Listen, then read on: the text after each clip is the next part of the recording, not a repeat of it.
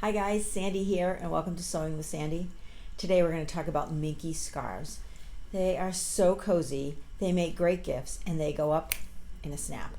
So we're going to explore the world of Minky scarves. Here's my stash of Minky. And what is Minky? It's a faux fur.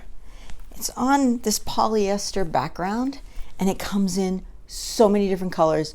You can even get it from Spoonflower and have it printed with a custom print. But these are some of the pieces that I have. This one is almost like a fleece, right? And it's super stretchy. That one's really cute. And then we have this one, which is soft and white. Again, with this poly background, little rosettes. Here's the same rosette pattern in an off-white, kind of a cream. And then this one actually, for not measuring, this one works out really well because it has some linear lines, which makes it easy to cut, right? You can cut right along the line. The other ones are pretty easy to cut also, but this one gives you a built-in gauge. So we're going to use that one today. Now Minky comes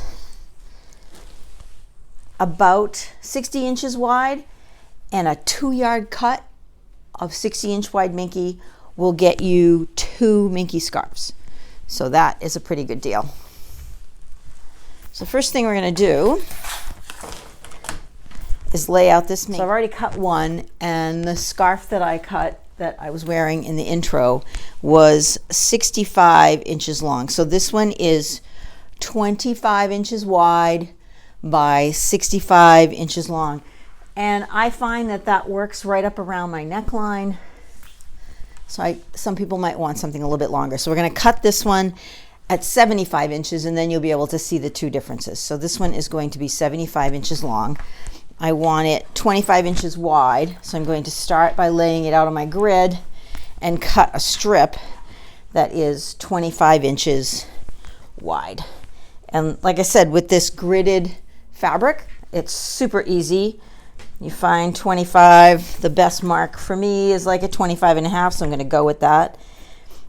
And you just cut. Now you will see some Minky floating around in the air. So if you have allergies, you might want to do this with a mask. I don't find that it's anywhere near as bad as some of the faux furs to cut and sew. You do want to make sure that you clean off your machine when you're done. Clean out underneath your machine because it will have some fuzzies in it.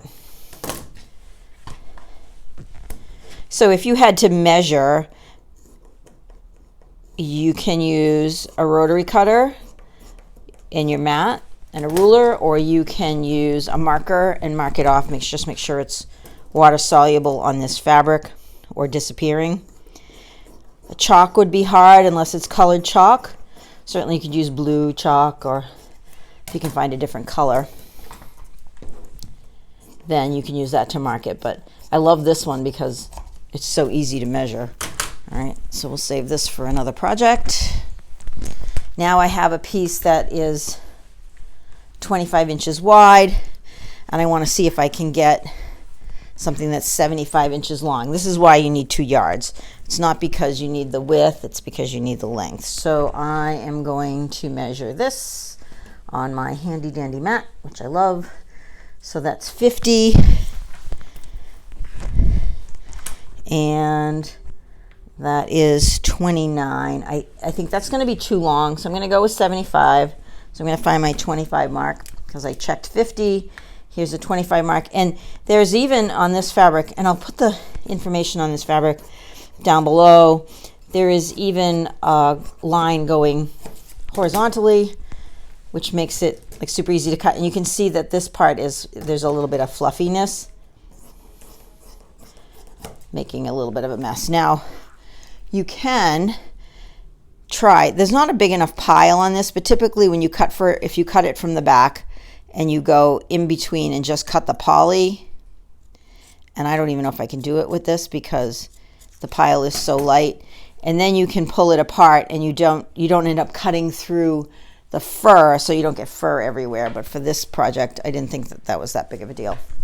So now you have this piece. This one happens to be 75 inches long by 25 inches wide.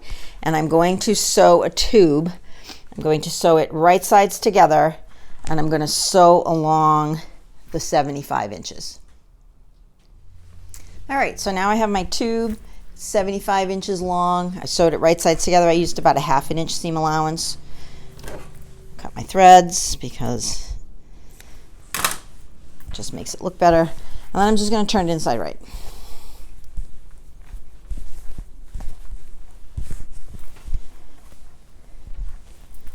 Ooh, so pretty.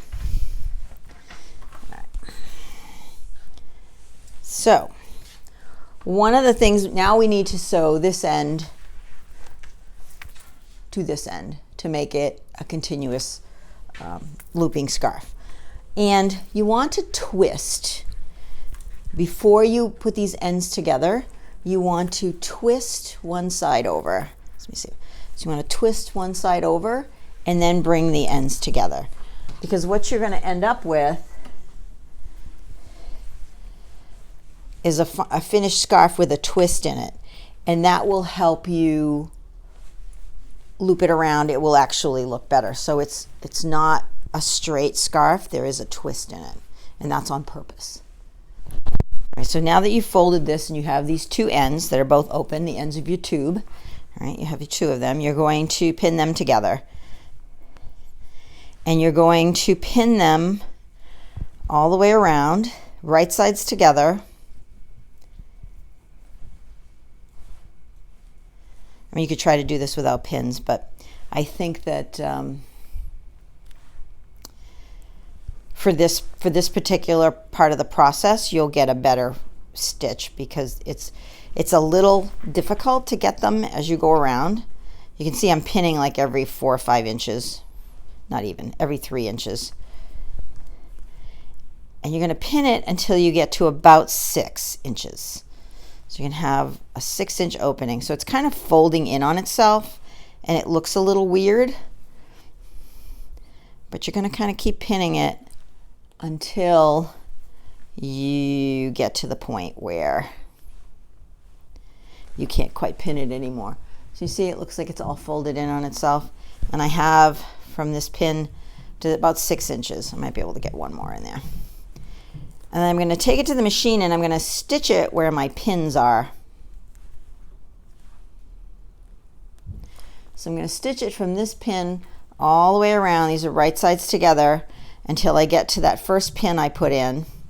And then the opening I have left that isn't going to be sewed is about 6 inches. Okay, so I took this to the machine and I sewed about a 1/2 inch all the way around where my pins were. Now I'm going to release it. And you see that's closed up my loop with my twist. And what happens is there's a 6-inch opening here, and you can see that the raw edge is kind of folded in. And I'm just going to go back with a needle and thread and hand stitch that. Whip stitch it really quick, closed, and that's it. There is your Minky scarf. So this one is 75 inches, and this one is 65 inches. And they're a few inches different. There's a few inches, it looks like 5 inches, right? Because it's folded in half, so that would make sense. My math works, yay. All right, so I'm gonna add some pictures on here so you can see what they look like in the different lengths so you can make a choice. These Minky scarves work up so quickly.